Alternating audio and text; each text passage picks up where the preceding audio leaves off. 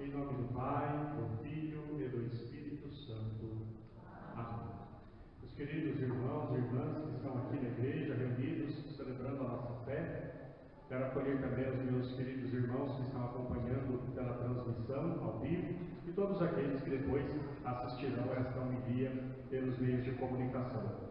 Nós estamos celebrando o 19º domingo do tempo comum e, como eu já disse também no início da missa, o segundo domingo do mês de agosto, celebrando o Dia dos Pais, abrindo a Semana da Família, uma semana toda para nós refletirmos sobre o valor da família, a importância da família, a valorização que devemos dar à família, aquilo que a igreja entende, aquilo que a igreja acredita, né? Família é a igreja doméstica.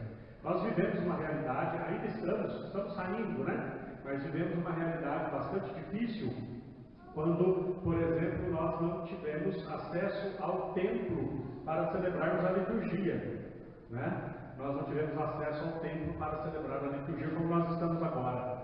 E quantas experiências foram feitas de celebrar em família, redescobrir que a família é a igreja doméstica. Dentro de casa, ali está o núcleo, né? O núcleo da igreja. Ali que a criança começa a entender os valores, ali que a criança começa a entender o que é ser cristão, pelo exemplo dos pais, pelo cotidiano da vida. Então, a família, ela volta a ser entendida como essa igreja doméstica. A primeira igreja, a igreja mais primitiva.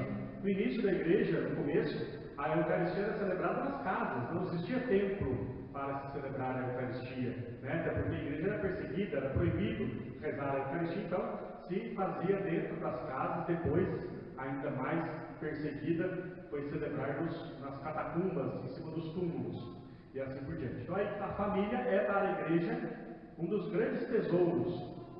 A família é um tesouro no entender da igreja, por isso nós celebramos e meditamos durante toda essa semana. Hoje, rezando pelos pais, de forma muito carinhosa. As mães têm um dia próprio também, né? E os pais têm o seu dia, que é hoje.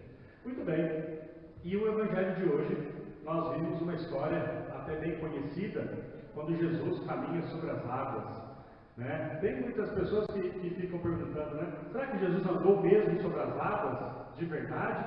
Ou é um fato ilustrativo para apontar uma outra coisa? Não, Jesus andou sim sobre as águas, tá? Os milagres da vida de Jesus, houve um tempo na igreja que as pessoas tentavam negar os milagres da vida de Jesus e dar explicações simbólicas, né?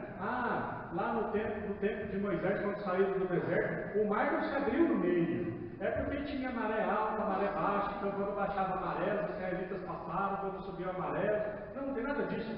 Deus abriu o mar no meio. Deus abriu o mar no meio, né? Falar que Jesus andou sobre as águas, né? O mar na Bíblia, eu vou explicar isso daqui a pouco. O mar na Bíblia tem um significado. Então está dizendo que Jesus caminhou sobre as águas para dizer que ele estava fazendo outra coisa. Não, ele andou sobre as águas, foi um milagre. Aconteceu um milagre, né? O milagre da multiplicação dos pães. Esse é o mais esquisito. Tem alguns que dizem assim hoje em dia: não, Jesus não multiplicou os pães. É que as pessoas, cada um tinha um pouco de pão ali no bolso, e aí Jesus fez lá uma oração, e cada um foi abrindo o seu coração e foi colocando à disposição aquilo que tinha, e todo mundo comeu. Não, está errado. Está errado. Jesus tinha 3 pães e 2 peixes, e deu de comer a 5.000 pessoas. Foi um milagre, ele multiplicou, ainda sobrou 12 cestos.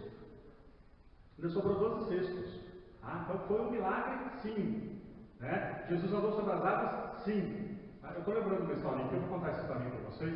Diz que o mineiro, tem mineiro, né? Sabe? O mineirinho sentado no primeiro banco da igreja, e o padre fazendo a pregação da missa, e aí o padre diz assim: meus irmãos, porque Jesus, com 5.000 pães, deu de comer a 3 pessoas. Aí o mineirinho errou, inverteu, né? O padre confundiu. Aí o mineirinho virou e falou: moço, isso está bem fácil. Aí o padre percebeu que tinha errado, não pega esse mineiro aí, deixa ele. Na semana seguinte o padre de novo: meus irmãos, porque Jesus com 3 pães deu de comer a 5.000 pessoas. Eu olhou para o mineirinho, né? Porque disse: você faz também? Ele falou: moço, isso é também fácil. Você faz? Como é que você faz? A sobra da semana passada. Mineiro da gente tá tudo, né? Mas Jesus fez um milagre. Tá? Jesus andou sobre as águas, certo? Para nós tirarmos da cabeça essa ideia meio moderna, meio esquisita, de que, né, Jesus não fazia isso. Jesus fez um milagre. E aí é que está. Por que é que Jesus fez o milagre? Essa é a grande pergunta, né? Porque o que está debaixo da motivação para que Jesus faça o milagre? Né? Diversas coisas. Primeiro, apontar o reino dos céus. Jesus não resolveu todos os problemas da humanidade enquanto estava aqui. Forte isso, né? Muito forte. Jesus não resolveu todos os problemas da humanidade enquanto estava aqui. Tinham muitos leprosos. Jesus curou todos os leprosos? Não. Tinham muitos cegos. Jesus curou todos os cegos? Não. Tinha muitas viúvas que estavam enterrando filhos. Jesus ressuscitou todos os filhos? Não. Jesus faz o milagre para apontar para um algo maior, que é Ele mesmo, que é o reino dos céus, para que as pessoas tenham fé. E se a pessoa chega a ter fé, Jesus nem precisa mais fazer o milagre. Quando a pessoa chega a ter fé, Jesus não precisa mais fazer o milagre. O milagre é para que tenhamos fé. Fé. Eu acho lindo, por exemplo, os milagres eucarísticos. Né? Quando Jesus, na Eucaristia, ele se transforma visivelmente em carne, em sangue. Tem um milagre que aconteceu em Lanciano, que até hoje, isso foi lá no século XII, até hoje a hóstia, o pedaço de carne que a hóstia se transformou, ainda até hoje se mantém intacta. Imagina, quantos séculos, né? O padre estava celebrando a missa, quando ele pronunciou as palavras da consagração, a hóstia se tornou um pedaço de carne na mão dele. Mas aí nós vamos ver o que está por detrás do milagre. Sabe por que Jesus fez isso? Porque aquele pobre padre, infelizmente, não tinha mais fé que Jesus estava na Eucaristia. Ele duvidava. E aí Jesus se mostrou para ele para dizer: eu estou aqui. Eu fico falando para Jesus, eu tinha muita vontade de que Jesus aparecesse, né, de forma visível, em carne. Mas seria a prova de que eu não tenho fé. Quando se tem fé, não precisa do milagre. Entendeu? Santa Teresinha do Menino Jesus morreu com 24 anos de tuberculose, sofrendo horrores. Jesus poderia curá-la? Poderia, mas ela tinha fé. Fé o suficiente para ele não precisar curar. E ela continuou fiel, mesmo passando pela enfermidade. Jesus realiza o milagre para que tenhamos fé. E é isso que Jesus está fazendo com São Pedro. Jesus está confirmando a fé de Pedro. Está reafirmando a fé de Pedro. Né? Nós geralmente nesse evangelho temos um olhar meio desconfiado assim para Pedro, né? Poxa vida, Pedro, você não acreditou que andaria sobre as águas? Eu acreditaria. Será? Jesus vem 3 horas da manhã andando sobre o mar. Chega perto dos apóstolos, imagina, 3 da manhã em alto mar, uma escuridão danada. Não dá para enxergar quase nada. E de repente eles veem um vulto de alguém chegando. Claro, ficaram com medo, gritaram, pensaram que era um fantasma. Eu tinha desmaiado na hora. Mas aí São Pedro faz uma coisa que para nós parece que é falta de fé. Mas não é falta de fé, é o contrário. Pedro diz assim: Senhor, se és tu que eu caminho até o Senhor sobre as águas. Dá a impressão de que Pedro está desafiando Jesus. Dá a impressão que Pedro está questionando se Jesus é capaz de fazer ele andar sobre as águas. Mas não é isso que acontece. Pedro não tem dúvida se Jesus poderia fazê-lo caminhar sobre as águas. Pedro tem dúvida se é Jesus que está ali. São 3 horas da manhã, está escuro, eu não estou vendo nada direito. O que Pedro queria saber é Jesus? Porque se for ele, eu sei que eu posso. Entendeu? Pedro aqui tem muita fé. Pedro era pescador.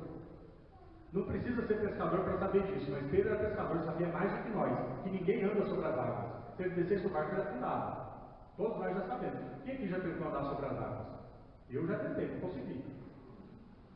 Não dá, você pisa e afunda, não é assim? Pedro sabia disso também. E o que ele faz? Ele desce da barca e sai andando. Isso é fé. Pedro tem fé. Pedro não é um homem qualquer. Nós às vezes ficamos assim: mas São Pedro duvidou. Mas São Pedro isso, mas São Pedro aquilo. Gente, vejam bem. Quem é São Pedro nessa altura aqui do Evangelho? Nós estamos no capítulo 14 do Evangelho de São Mateus.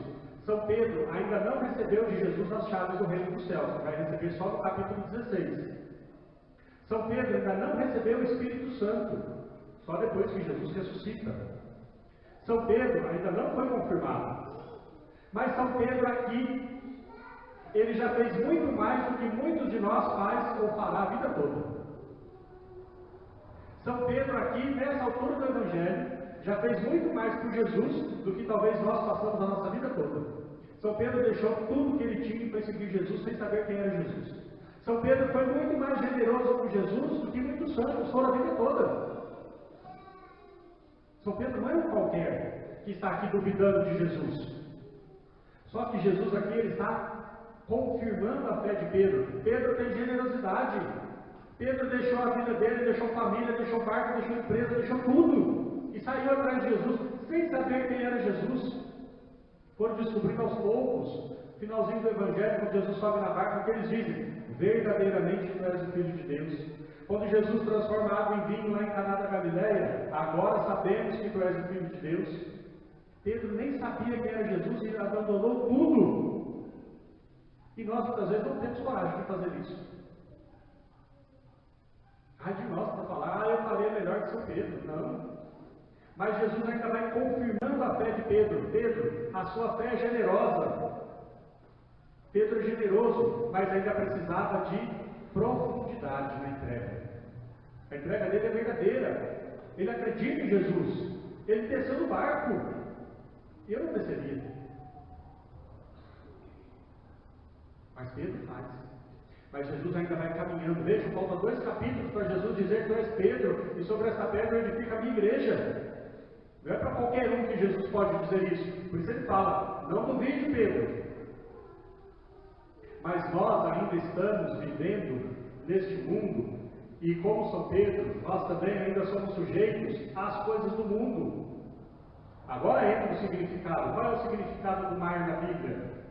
Morte, mal. Quando Pedro afunda, está dizendo que ele ainda está no mundo onde há maldade, onde nós ainda estamos sujeitos à morte, ao mal.